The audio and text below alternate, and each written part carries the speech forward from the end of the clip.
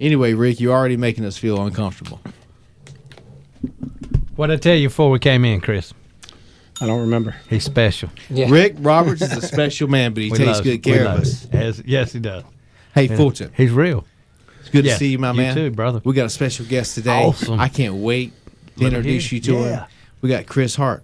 Awesome. I've known Chris Hart for 15 years now. 15 years. No kidding. 15 years. Yeah. He's been a patient of mine for a long time. Amazing guy. We share a lot of things in common.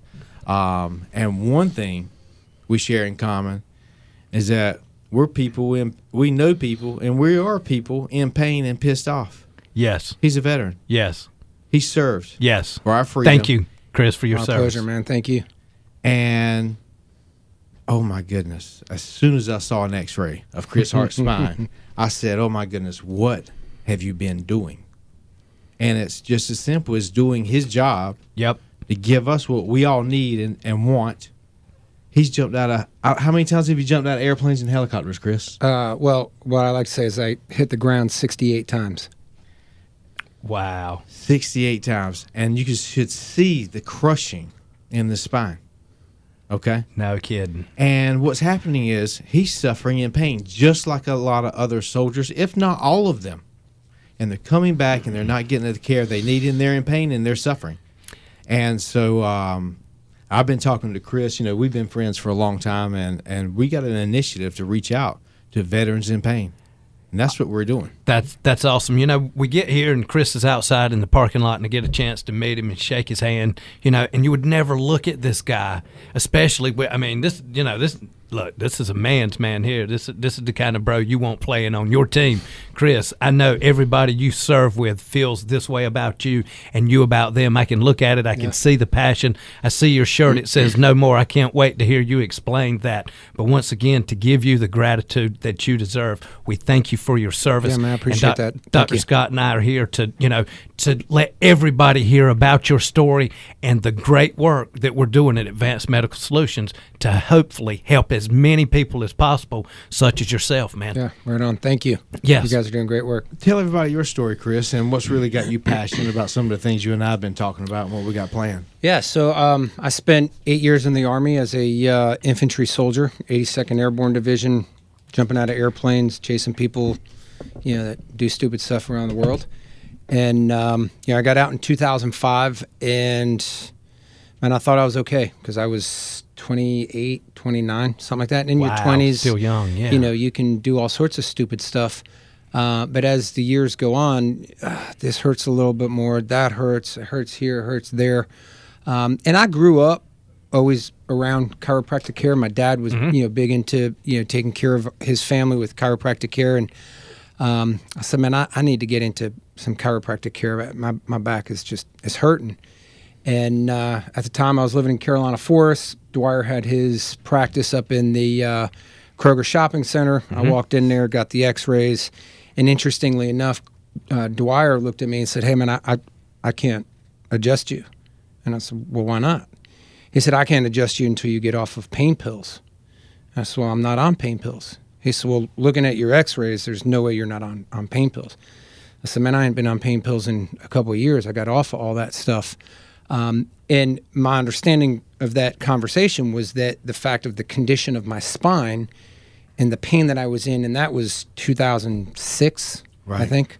Okay. 15, 16 years ago. And so, here I am 44, and, things progressively get worse with your body in situations like that. And, I've been through the gamut of reliance on finding the solutions at the bottom of a beer can and Jack Daniel's bottles and, drugs, alcohol, you name it, just to be able to get by, right? It's not even a solution. It's just to be able to get by. To cope. Yeah. In the VA, they do the best that they can, but the reality is there's only so much they can do.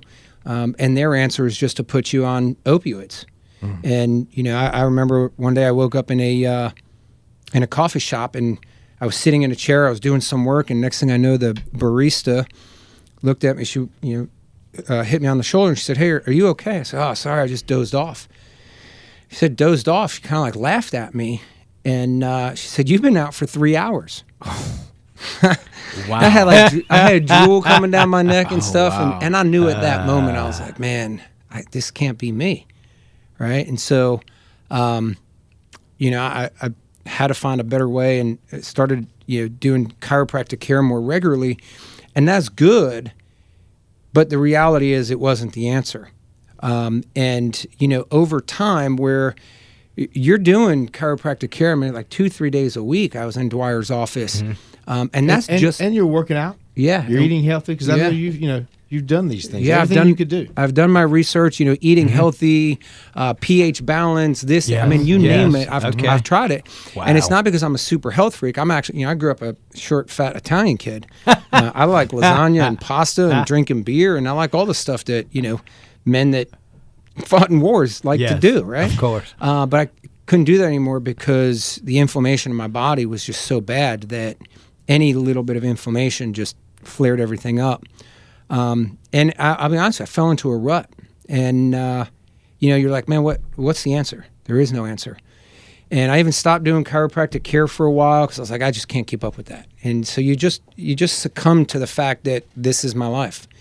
And interestingly enough, a couple months ago, I think it was, I got a text from one of Dwyer's admin ladies and said, hey, Dwyer's doing a presentation. Yeah. There were some fancy words in there. I don't think I really understood what they were. But I was like, man, Dwyer's the only person I ever trusted enough to touch my body. You can ask Dwyer when he stopped chiropractic care. He's like, oh, yeah, we got other I'm like, no, like, you're adjusting me. So Dwyer's always been that guy that I trusted because I knew he's always been on the forefront of, health care, not, the crap that big pharma is trying to push and whatnot. And so I was like, man, I told my wife, I said, hey, Dwyer's doing this presentation at Rio's. She's like, what's it about? I don't know. I said, but it's at Rio's. We like Rio's. We like Dwyer. Let's go. And he did this presentation on stem cell regenerative, whatever you guys call it. Okay. And I sat there and I looked at my wife and I was like, tears literally came in my eyes. And I said, there's finally an answer, because what Dwyer presented that night was a solution, right? And it's not, hey, keep getting your back cracked and your hips twisted and your neck cracked and, you feel like a bag of Pringles after you walk out and you feel good. But a day or two later, you're waking up, oh, man, what day is today? Oh, I don't go back to the chiropractor for another 2 days.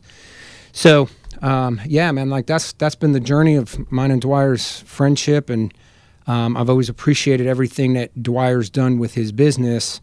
And now that he did the presentation, I reached out to him. I said, hey, man, we need to catch lunch. And at lunch, we talked. I said, dude, this is the answer. Like, I don't think you understand what you walked into. Like, I know, and I saw, like, I've been in his office, and, there's a lot of elderly people that obviously are in pain just because of the, degradation of their bodies over time. I said, but man, there's literally men and women, 22 veterans a day that are committing suicide.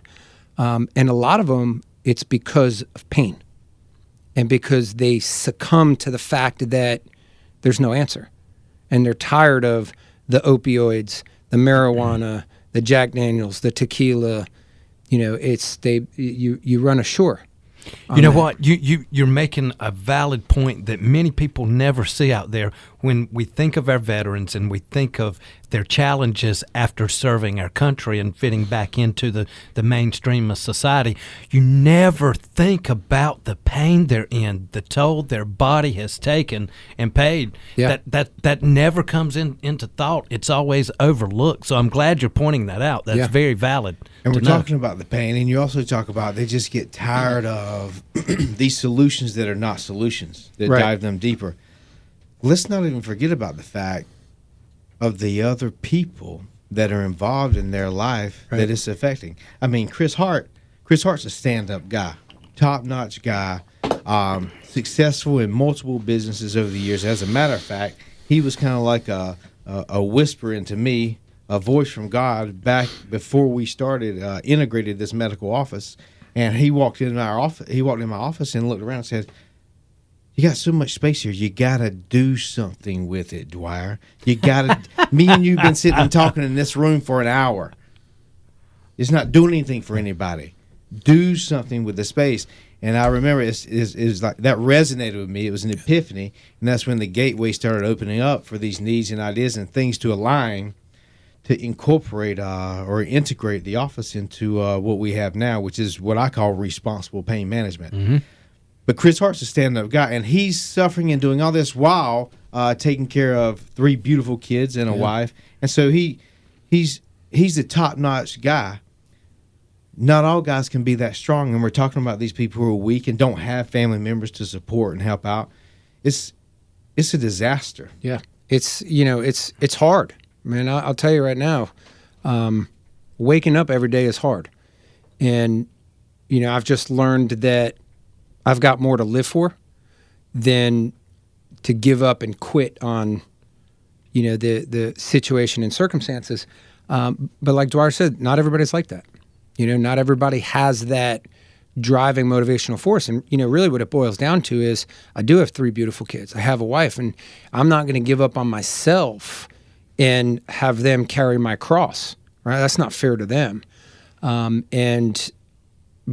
at the end of the day, you want answers, right? When you're in pain, you want answers. That's right. And when you seek everything and you just run into another wall, run into another wall, run into another wall, couple that with the pain, it beats you down. It's discouraging. Yeah, it's really discouraging.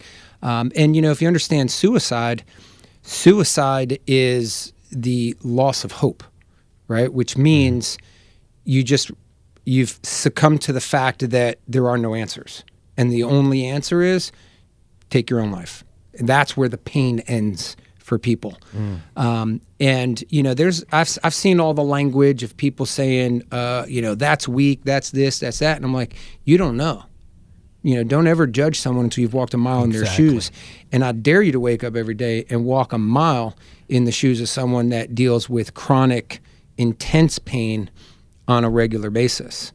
So, when I attended the seminar that Dwyer did at Rio's about stem cell regenerative medicine. I looked at it and I was like, man, that's the answer. But what I realized at the time was, man, that's not so much the answer for me. That's the answer for like thousands of veterans, because I'm not the only one. I'm not just one that just happened to jump out of an airplane 68 times, hit the ground like a lawn dart, and it is what it is. Hey, guys like you come in their office every week. Every week. From your age up to in their 60s, 70s. Yeah, and there's thousands of guys jumping out of airplanes every day, and there's thousands of guys still going to the Middle East and getting hit by IEDs, and not just guys, men and women, right, that serve our nation.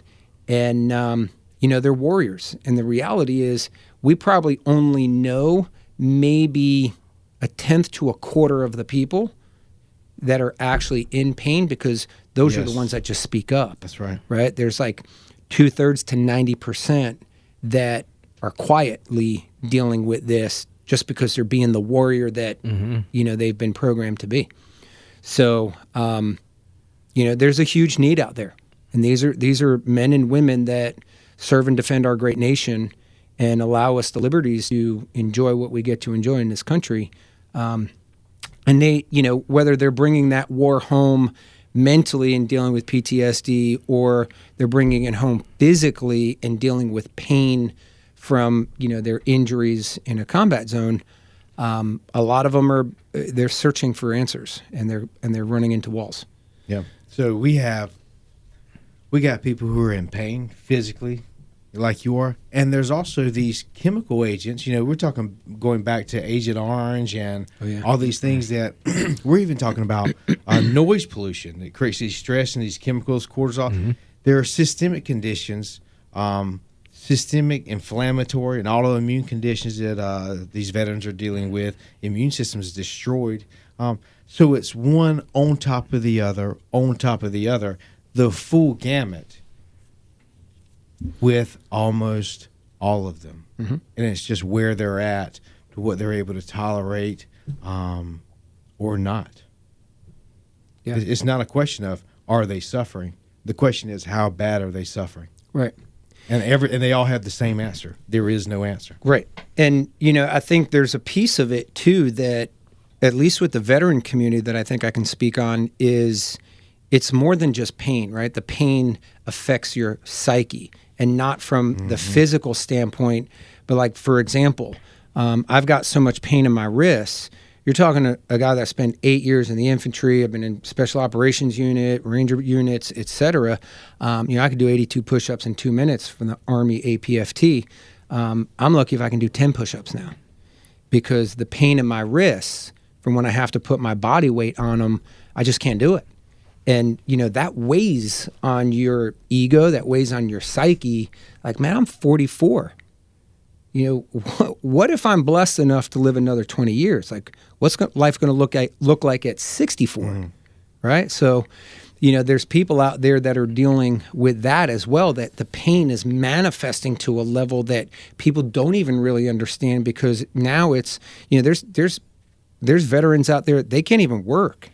They got families they can't provide for because, they're 100% disabled, or what they call unemployable, but they only get $2,900 to $3,200 a month. And if they're 100% and they're unemployable, you can't work. So now you got to provide for your family on $3,000 a month. So the understanding of this pain is like, in the veteran community, there's other layers on top of it that these men and women are dealing with, but the causality is pain. Right. The physical nature of it. We talk about that all the time, about the patient. Now we're focused specifically on the veterans and the things that impact the veterans, but all patients out there, when they become inflamed with pain, they become, we say, selfish. They can't think of others. They can't, do for others as they would, because they become limited. They can't think about anything except the pain. And we continue to talk about that. And now the way you're explaining it with the people such as yourself and people who have been through the same similar experience, it's compounded. It's just so impactful. So I think that everybody out there listening has a chance to hear something they probably weren't aware of. And there's other veterans out there listening right now saying, that's exactly right. That's what I've been trying to tell, my family, my friends, my loved ones, whoever it may be, even a doctor. I'm trying to tell my doctor this, and he can't comprehend it.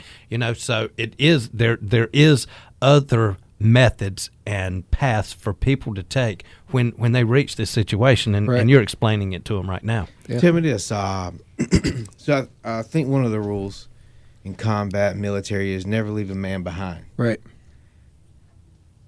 Is there a certain level of heartache, a hurtful heart in the veteran community that it feels like, even though you're here in your home safe, that you've been left behind?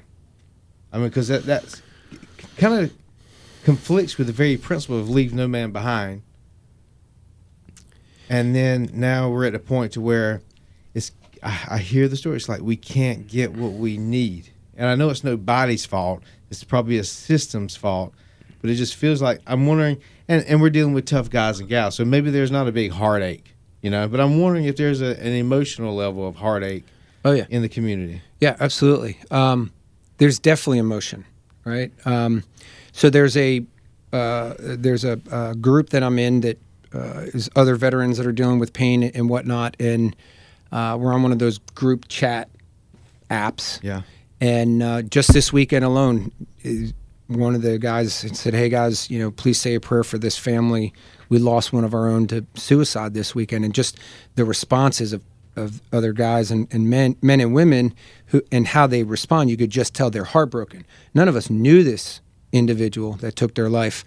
But when you serve, it's not a job, it's a life, right? And you spend every waking moment with the guys, and in my case, men, because it was the infantry at the time, it's all men.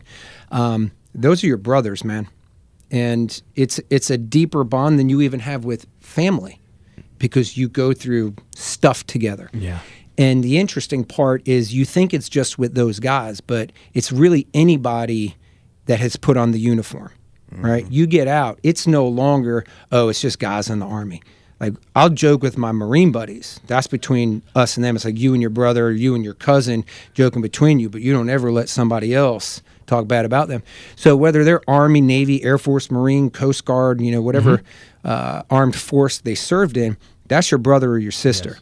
right? And to see one of them in pain is like seeing your brother, sister, or child. Like, think about it, Dwyer. Like, any one of your kids were in pain, you'd go through hell to try and alleviate that pain for them, to get them to a place where they're not in that pain. That's right. And that's really what's happening in the veteran community right now is, it breaks our heart.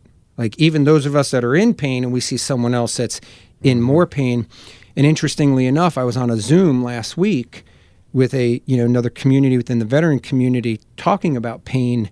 And one of the ladies that's a civilian, you actually know her, Michaela Bensko. Okay. And she said, what's interesting that I notice about you guys is I can put a group of veterans together. You guys don't know each other. And there's two things that I notice. You immediately bond as if you do, and you care about each other, but you also care about people more than you care about yourself. I believe that. And you guys are so selfless in that nature, even in an environment where you have the right to be selfish.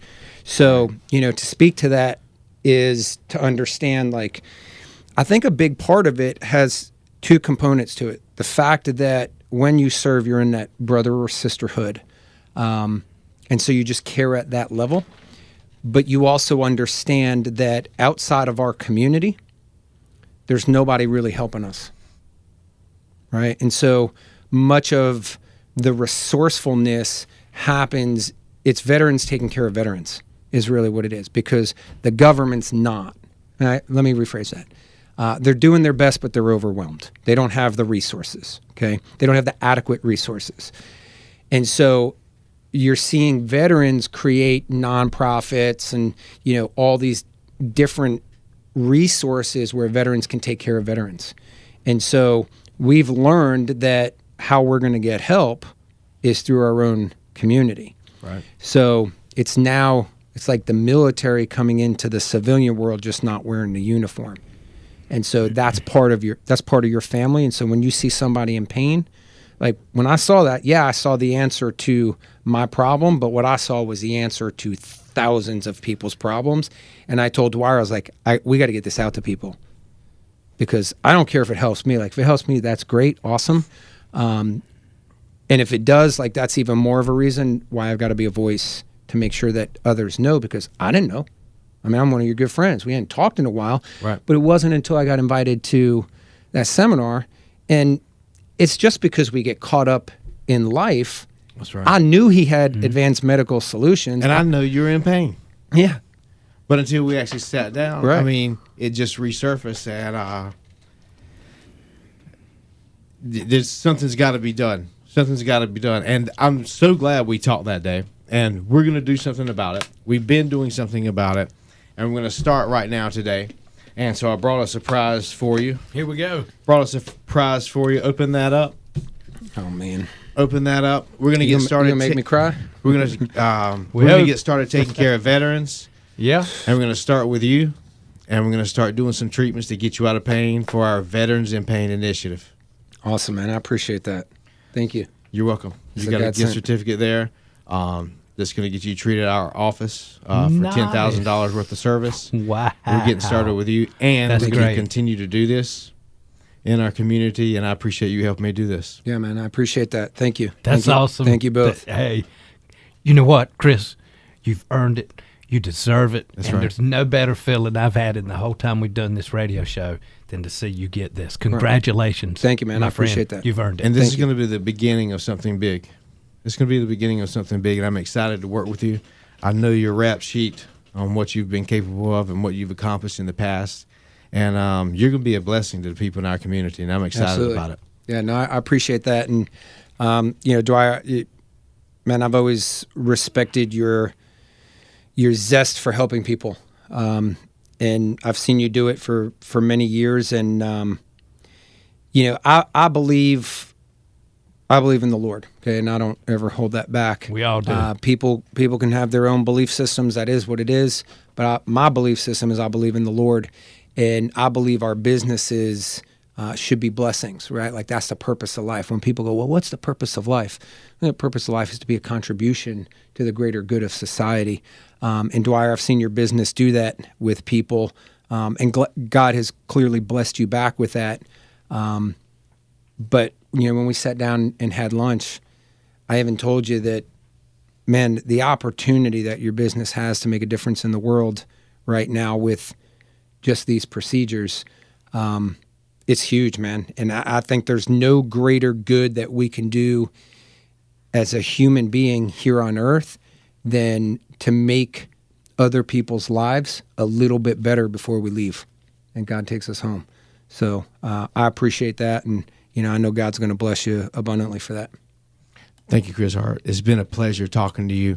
I'd say I'd have to vote Chris Hart one of our best guests, and no doubt. A meeting and a podcast that's going to keep carrying on. Yes, I look forward to it. Chris, thank you, man. Thank you, guys. Dr. Scott, it's been a wonderful show. This has been a lot of enjoyment.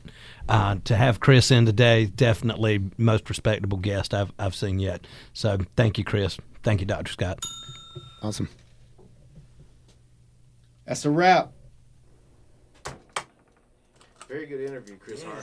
Thanks, man. That's awesome. I appreciate you. That's Thank awesome. you much. That's awesome, Thank you, man. sir. I can't wait. Appreciate you. It's like, Man, you have to do this. No, we're going to start with that. We're going to start with that, and then we're going to do that for about 4 or 5 more people before the end of the year. And we're going to do a whole deal on it and start bringing the awareness up. That's the plan. Right on. I'll lay out the details, and we'll start making it happen. Cool. Sweet. Well, I just told my wife. schedule that.